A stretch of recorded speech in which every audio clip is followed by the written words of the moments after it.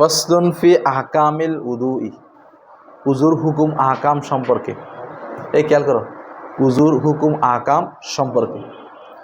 তাহলে বলছিলাম, খেয়াল করো, উজু ওয়াজু, ওয়াওতে জবর ওয়াওতে পেশ, দুইভাবে পড়া যায়। যখন তুমি আল ওয়াদু পড়বে, জবর দিয়ে পড়বে, তখন এটা মাজদারও হবে, ইসমে আলাও হবে। আর যখন উদু পড়বে তখন অর্থাৎ ওয়াওতে পেশ দিয়ে পড়বে, এটা হবে মাজদার। আর দুটার অর্থ হবে সুন্দর, সুন্দর করা। কি করা? যেমনিভাবে উজু করলে দুনিয়াতে মানুষের চেহারা এবং অঙ্গ প্রত্যঙ্গগুলো উজ্জ্বল হয়ে যায়, সুন্দর হয়ে যায়, আবার তেমনিভাবে আখিরাতের মধ্যে যারা নামাজের জন্য, আল্লাহর সন্তুষ্টির জন্য নামাজে উজু করে, তাদের অঙ্গ প্রত্যঙ্গগুলো আলাদাভাবে উজ্জ্বল দেখাবে, যাতে বোঝা যাবে যে এই মানুষটা আল্লাহর কি ছিল? অনুগত বান্দা ছিল। বুঝা গেছে? এখন আসো, এমনে উজু এটা হচ্ছে আবিধানিকত্ব না। শরীভাবে উজু বলা হয় নাজাফাতু মাকসুসাতিন, নাজাফাতু মাকসুসাতিন, অর্থাৎ নির্দিষ্ট মাধ্যমে পরিষ্কার লাভ করা, এটাকে কি বলে? উজু বলে। যেমন উজুর মধ্যে 4টা অঙ্গ দেওয়া ফরজ নির্দিষ্টভাবে, তো এটা হচ্ছে কি? শরীয়তের পরিভাষায় উজু। এখন প্রশ্ন হতে পারে যে উজু গোসল, গোসলের আগে উজুকে কেন মুকাদ্দম করা হয়েছে? গোসলের আগে উজুকে কেন? এটা জবাব হচ্ছে আল্লাহ নিজে কোরআন শরীফের মধ্যে উজুর আয়াতটা আগে কি করেছেন? অবতীর্ণ করেছেন, এরপরে গোসলেরটা। আরকানুল উদুই আর বাতুন, উজুর রুকন 4টি। এখানে রুকন মানে ওয়াহিয়া ফরাইদুহু, অর্থাৎ উজুর ফরজ। রুকন বা মানা ফরজ। উজুর ফরজ হচ্ছে 4টি। আল আউয়ালু, প্রথমটি হচ্ছে গসলুল ওয়াজহি। এটা তোমরা গসল গাইনে জবর দিয়ে পড়তে পারবে, পেশ দিয়েও পড়তে পারবে, জেদ দিয়েও পড়তে পারবে। যদি গুসল, গুসলুন অর্থাৎ গাইনে পেশ দিয়ে পড়ো, এটা হবে মাজদার, ইসমে মাজদার, দৌত করা। আর গাসাল বললে এটা এমনি ইসিম। আর গেসিল বললে যেটা দ্বারা ধোয়া হয়, যেমন পানি, সাবান, হ্যাঁ, সাবান তাবান, উষ্ণ ঘাস টাস, এগুলো বুঝাই। তাহলে গসলুল ওয়াজহি, চেহারা ধৌত করা, এটা কোরআন শরীফ দ্বারা প্রমাণ। ফাগসিলু উজুহাকুম। এখন আমরা যে চেহারা ধৌত করব, চেহারা যে ধৌত করব, এটার একটা সীমা আছে। চেহারা এটা কতটুক, চেহারা কতটুক পরিমাণ, চেহারা কতটুক পরিমাণ, এটা দৈর্ঘ্য কতটুকু, প্রস্থ কতটুকু, সেটাও বলে দিচ্ছে। দেখো, ওয়াহাদ্দুহু, চেহারার সীমা, তৌলান, লম্বালম্বি, দৈর্ঘ্য, দৈর্ঘ্যের দিক দিয়ে, মিম মাবদাই সাতহিল জাবহাতি, শুরু হবে, মাবদা শুরু, সাতহা মানে উপরিভাগ, আল জাবহা মানে কপাল, কপালের উপরিভাগ থেকে, কপালের উপরিভাগ থেকে শুরু হবে। তো কপালের উপরিভাগ থেকে, অর্থাৎ যেখান থেকে চুলের গজানোটা শুরু হয়, চুল গজানোটা শুরু হয়, ওইটা উদ্দেশ্য। আর শেষ নিচে, নিচে কতটুকু? ইলা আসফালে জাকান, জাকান মানে থুতনি, আসফাল মানে নিচের, থুতনির নিচ অংশ পর্যন্ত। তাহলে কপালের শুরু থেকে, কপালের মাবদা থেকে থুতনির একদম নিচ অংশ পর্যন্ত, এটা হচ্ছে দৈর্ঘ্য, আয়তনটা হচ্ছে দৈর্ঘ্যগতভাবে। এরপরে এখানে জাকান মানে থুতনি আর কি, জাকান মানে কি? থুতনি। আচ্ছা, যে যাদের দাড়ি আছে তাদের মানে দাড়ির মূল, গোড়া, দাড়ির কি গোড়া আর কি, দাড়ির কি গোড়া। আর যাদের দাড়ি নেই তাদেরটা দেখা যাচ্ছে থুতনি। আচ্ছা, কথা হচ্ছে দাড়ি অনেকের তো ঘন থাকে, বেশি ঘন থাকে না, এখানে সব দাড়ি থাকে, তো তখন থুতনি ধরবে কিভাবে?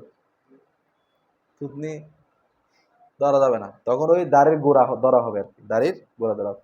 এমনি যতটুকু সম্ভব পানি পৌঁছিয়ে দিতে হবে। আচ্ছা,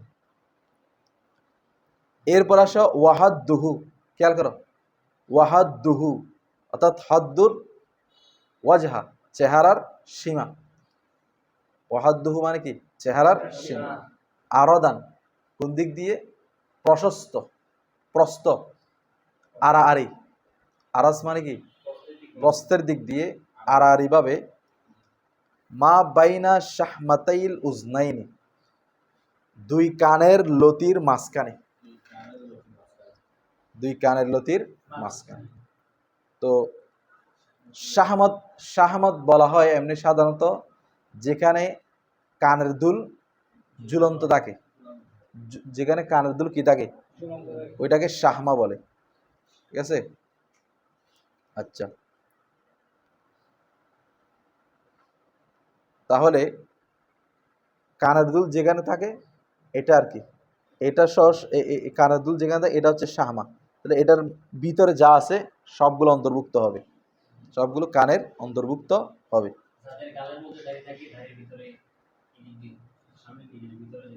পানি প্রবেশ করা মানে যতটুকু সম্ভব পানি প্রবেশ করাবে।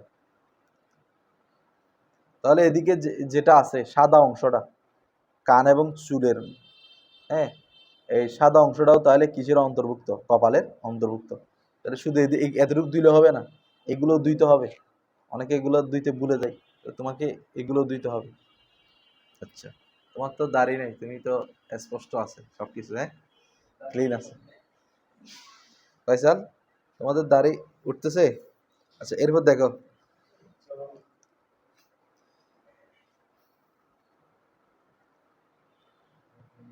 ওয়াসানি, দ্বিতীয় নম্বর রোকন, দ্বিতীয় ফরজ, ওয়াসলু ইয়াদাইহি, তার উভয় হাত ধৌত করা, মা মেরফাকাইহি, কুনুই সহ, কি সহ?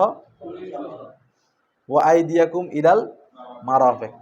তো এই মারাফিক নিয়ে অনেক দ্বন্দ্ব আছে আহনাফ এবং ইমাম জুফার মধ্যে। ঠিক আছে? ওই যেভাবে আতিমুস সিয়ামা ইলাল লাইল, রাত পর্যন্ত, এখানে রাত তো অন্তর্ভুক্ত নাই। তো ইমাম জুফার বলেন দেখি, এখানে যেহেতু রোজার মধ্যে ইলাল লাইল রাত অন্তর্ভুক্ত হচ্ছে না, তো এখানেও মেরফাক কি হবে না? অন্তর্ভুক্ত হবে না। উনি সিয়ামের উপর ওই আয়াতের উপর কিয়াস করছে। তো আমরা এটার জবাব কি দিয়েছি যে জিন্স ভিন্ন হলে প্রবেশ করবে না, জিন্স যদি একই হয় প্রবেশ করবে। যেমন মেরফাকের জিন্স হাত, কিন্তু রাতের জিন্স দিন নয়।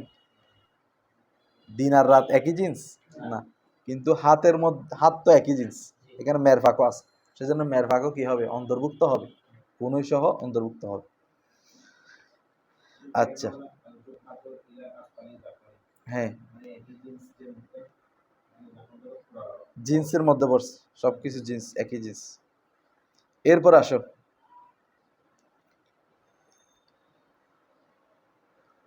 ওয়াসালিসু, তৃতীয় নম্বর, ওয়াসলু রেজলাইহি, উভয় পা ধৌত করবে, হ্যাঁ, ওয়া আরজুলাকুম ইলাল কাবাইন, তাহলে কাবাও আছে, টাকনুও আছে, মা কাবাইহি, টাকনু সহ, কি সহ? টাকনু সহ।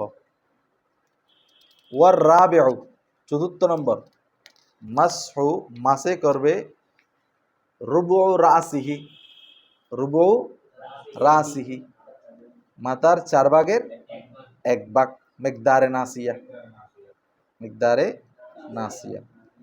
আচ্ছা, এরপর আসো, তাহলে এই 4টা রোকন, এই 4টা রোকন, 3টা হচ্ছে ধৌত করা আর একটা হচ্ছে মাসে করা। ওয়া সবাবুহু, এখন আসো সবাবুল উদু, উদু করার কারণ। উজু কেন করবে? উজু কেন করবে? উজু করার কারণ কি? বলে ইস্তেবাহাতু, বৈধভাবে পালন করা। ইস্তেবাহাতু মানে কি? মানে কোনো একটা কাজ বৈধভাবে পালন করার কথা বলতেছি আর কি। বৈধ করা মানে কাজকে কি করা, বৈধ করা, কোনো একটা কাজকে কি করা। মালা ইয়াহিল্লু, যে কাজটা হালাল নয়, বৈধ নয়। ইল্লা বিহি, ইল্লা বিহি মানে ইল্লা বিল উজু, উজু ছাড়া, যে কাজটা উজু ছাড়া শুদ্ধ নয়, বৈধ নয়, হালাল নয়, ওইটাকে বৈধ করার জন্য কি করতে হয়, উজু করতে হয়। যেমন নামাজ, কোরআন তেলাওয়াত, হ্যাঁ, তাওয়াফ, এগুলো উজু ছাড়া কি নয়, বৈধ না। তুমি এগুলো করলে কোনো ফায়দা হবে না, কোনো সওয়াব অর্জন হবে না। না, স্পর্শ করে, স্পর্শ করে, স্পর্শ করা। তো এখন তোমাকে এইগুলোর সওয়াব লাভ করার জন্য কি করতে হবে, উজু করতে হবে। তাহলে যে বিষয়গুলো উজু ছাড়া জায়েজ নাই, সেগুলোকে জায়েজ করার জন্য, বৈধ করার জন্য কি করতে হবে, হ্যাঁ। ওয়াহুয়া, আর এটা হচ্ছে হুকমুহুদ দুনুবি, এটা দুনিয়াবি হুকুম। এটা হচ্ছে কি দুনিয়াবি হুকুম, যে কোনো একটা কাজকে বৈধ করার জন্য কি করতে হবে, এটা দুনিয়াবি হুকুম। ওয়া হুকমুহুল উখরাবি, আর আখেরি হুকুম কি, পরকালের হুকুম কি, আস-সাওয়াবু ফিল আখিরাতি, পরকালে সে কি পাবে, সওয়াব পাবে, প্রতিদান পাবে, জাযা পাবে। এখন আসো ওয়াশারতু উজুবিহি, এখন উজু ওয়াজিব হওয়ার শর্ত কি। আল আকালু, কি হতে হবে, বিবেকবান হতে হবে। ওয়াল বুলুগু, কি হতে হবে, বালেক হতে হবে। ওয়াল ইসলাম, মুসলিম হতে হবে।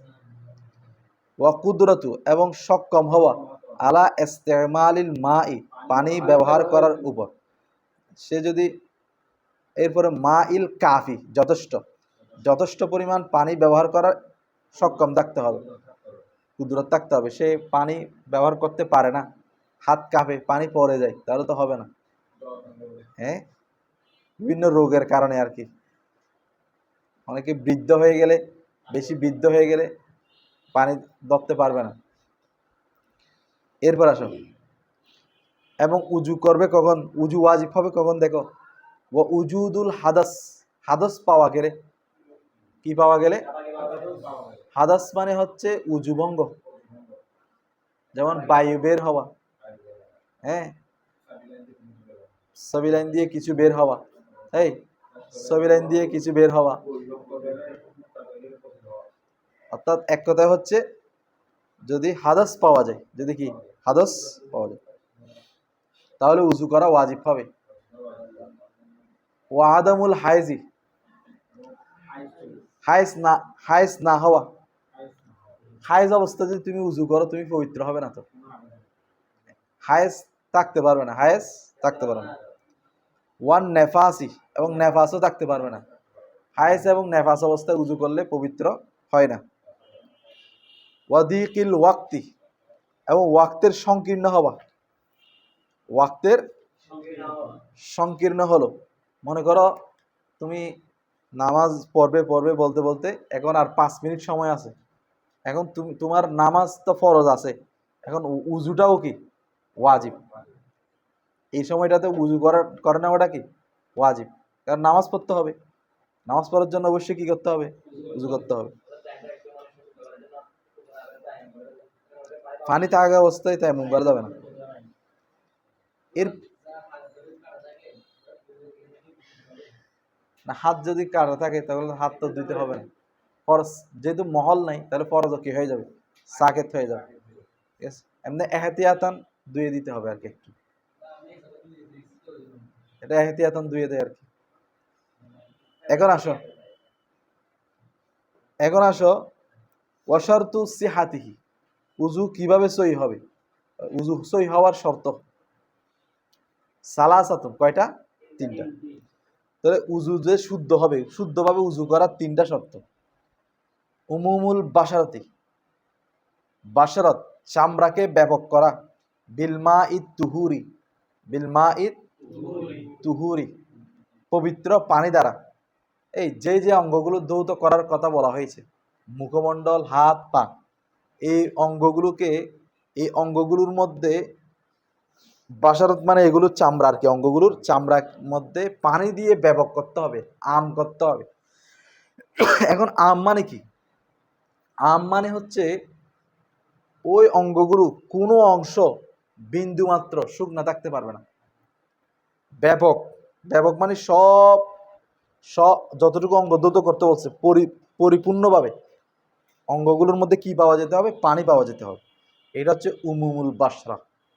উমুমুল বাসরা বিল মাই তুহুর, মানে একটু যদি তোমার কি থাকে শুকনা থেকে যায় তাহলে উজু হবে না, এই সিহাতুল উজু হবে না, উজু শুদ্ধ হবে না।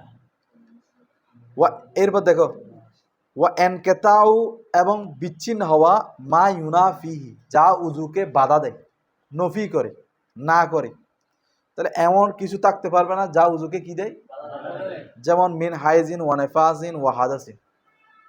মনে করো হায়েস অবস্থায়, নেফাস অবস্থায়, অথবা হাদাস অবস্থায়, মনে করো তুমি উজু করতেছ, ওই অবস্থায় তুমি বায়ু ছেড়ে দিছ, হাদাস, ওই অবস্থা এগুলো উজুকে নফি করে, উজুকে কি করে? তা তুমি উজু করতেছো, তো এখন হাদাস হয়েছে, বায়ু ছেড়ে দিছ, তাহলে উজু ভেঙে যাবে, উজুটা শুদ্ধ হবে না, আবার নতুন দিক থেকে শুরু করতে হবে। বুঝা গেছে? আচ্ছা, ওয়াস সালিসু, তৃতীয় নম্বরটা দেখো, জাওয়ালু, দূর হওয়া, মা ইয়ামনাউ, যা বাধা দেয়, এই যা বাধা দেয়, উসুলুল মা, উসুলুল মাই, পানি প্রবেশ করাকে, ইলাল জাসাদি, শরীরের মধ্যে। দেখো যেমন কাসামে, যেমন মোম, ওয়াশাহামিন, চর্বি। মনে করো তোমার হাতে মোমের ইয়ে আছে, মোমবাতি আছে, মোম পড়ে না, মোম পড়ে না, মোম পড়লে শক্ত হয়ে যায় না, অথবা চর্বি আছে, চর্বি লাগছে, এগুলো থাকলে পানি কি করা যাচ্ছে না, পৌঁছানো যাচ্ছে না। তোমাকে আগে ওইগুলো তুলতে হবে। মোমবাতি এবং চর্বি এই জাতীয় যেগুলো আছে, যেমন পালিশ টালিশ অনেক কিছু দেয় না, ওইগুলা নখ নখ নখ পালিশ টালিশ যেগুলো আছে আর কি, এগুলোর কারণে শরীরে কি পৌঁছে না, পানি পৌঁছে না। তো এই ধরনের যেগুলো আছে এগুলোকে কি করতে হবে? তুলে ফেলতে হবে। ঠিক আছে।